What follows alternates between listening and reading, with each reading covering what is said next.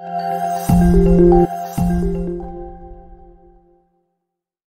ingin membahas, kita kemarin berbeda dalam penentuan 1 Zulhijjah, sehingga nanti hari Arafahnya juga beda antara Saudi Arabia dengan Indonesia. Hari Idul Adha-nya juga beda, Indonesia dengan Saudi Arabia. Maka ingin saya jelaskan adalah, apakah boleh kita beda dalam menentukan awal bulan? Bapak Ibu memuliakan Allah, perbedaan ini sama saja dengan perbedaan ketika menentukan awal Ramadan dan awal bulan Syawal. Kan setiap Ramadan dan Syawal pemerintah juga melakukan penetapan. Itu sama perbedaannya dengan penetapan awal Zulhijjah termasuk hari Arafah dan Idul Adha. Dan sebenarnya penetapan awal bulan itu dilakukan setiap bulan, tidak hanya di bulan Zulhijjah, tidak hanya di Ramadan dan Syawal, tapi setiap bulan. Namun bagi kita yang familiar di bulan Zulhijjah atau di bulan Syawal dan di bulan Ramadan, hanya itu yang familiar bagi kita. Maka oleh karena itu saya ingin menjelaskan pada Bapak Ibu bahwa penetapan awal bulan Hijriah itu setiap bulan, tidak hanya di bulan Zulhijjah, Ramadan dan Syawal.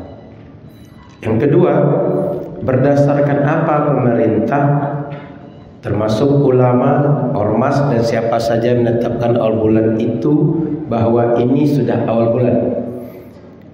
Kalau berdasarkan hadis Rasul, sumu li ru'yatihi wa aftiru li ru'yatihi.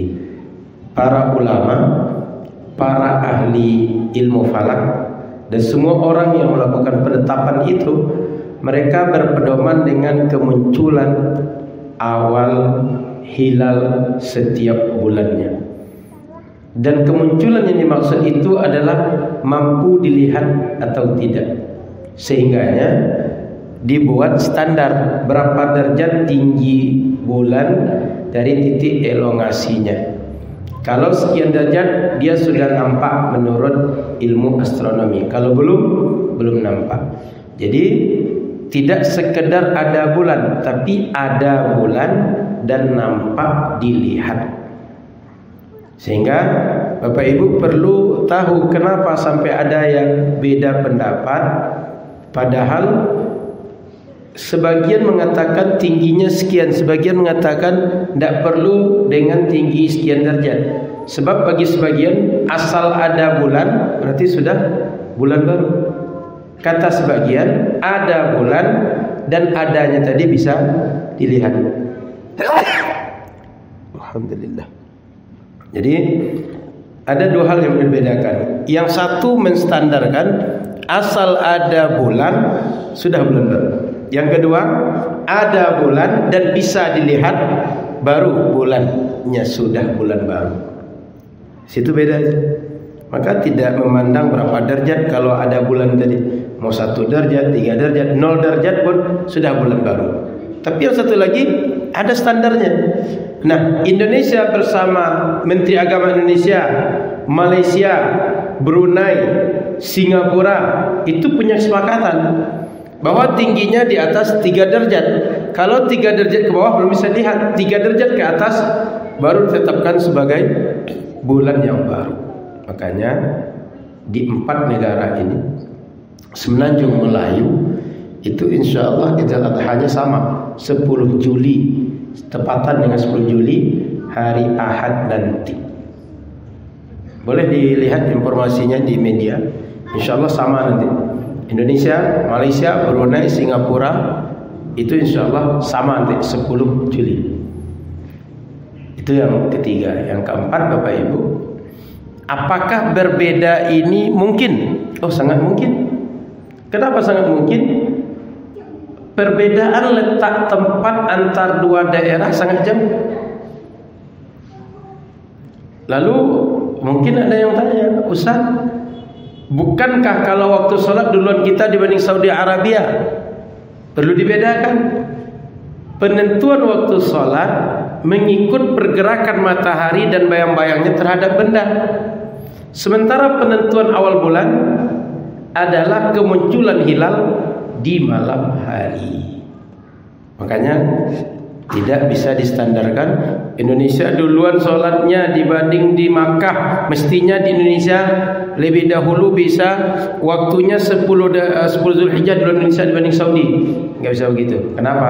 Standar untuk menentukannya dua yang tidak sama. Yang satu pergerakan matahari dan bayangnya, yang satu lagi kemunculan anak bulan di malam hari. Paham Bapak Ibu? Jadi tidak boleh dibandingkan saja. Indonesia mestinya sama dengan Saudi, kan waktu sholat kita duluan. Enggak boleh begitu. Sudah itu di zaman Nabi Sallallahu Alaihi Wasallam, di zaman sahabat juga sudah ada perbedaan ini. Seperti zaman sahabat Sayyidina Quraib pergi ke negeri Syam. Di negeri Syam mereka melaksanakan hari raya itu hari Jumat. Di Madinah hari Sabtu. Syam dan Madinah itu dekat. Mungkin dalam penerbang pesawat itu dalam 40 menit dah sampai. Karena kalau hari ini Syam itu katakan Damaskus.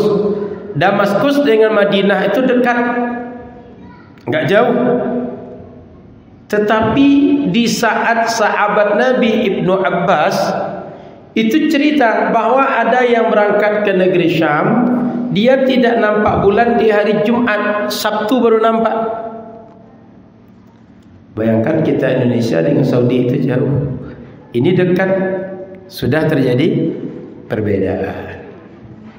Poin selanjutnya yang kelima, Ustaz, kita bukannya puasa Arafah berdasarkan wukuf di Arafah. Perlu diketahui, Nabi SAW sebelum puasa wajib Ramadan itu wajib puasa Ashura dulu.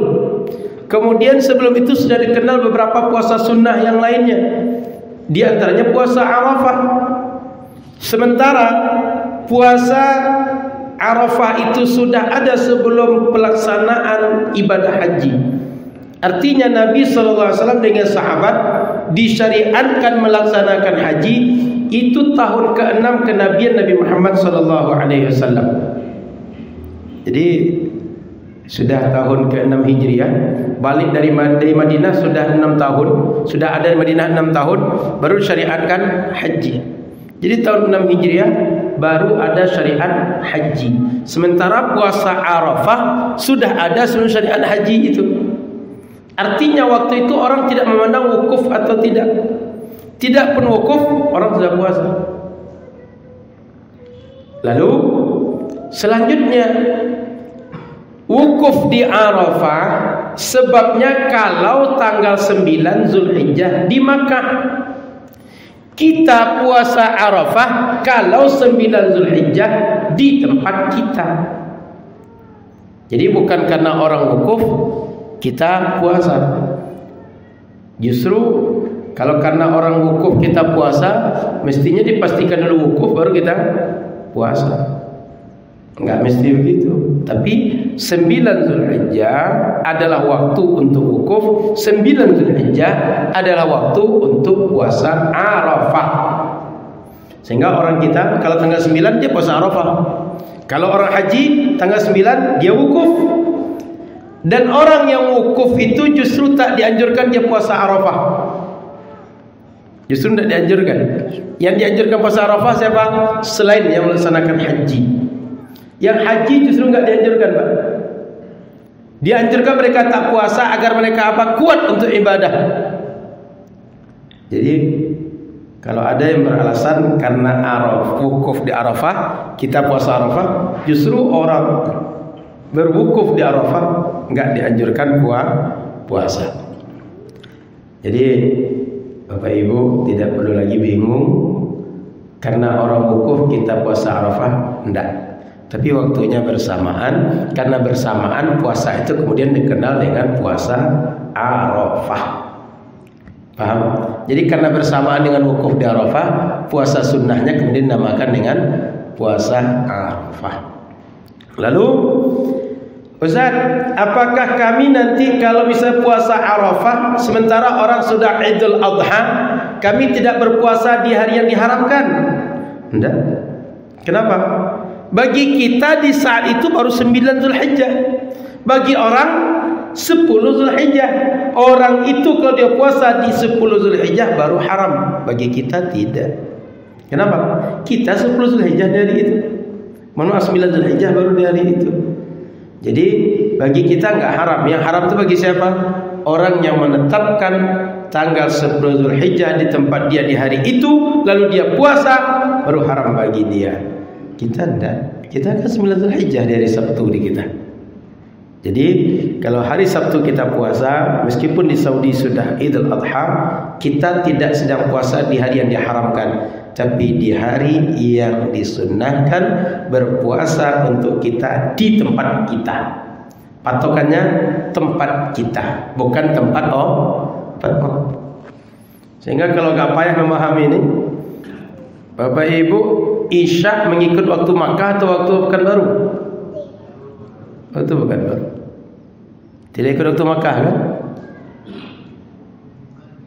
Jadi setiap daerah mengikut waktu salat, mengikut waktu ibadah berdasarkan penetapan di daerah masing-masing.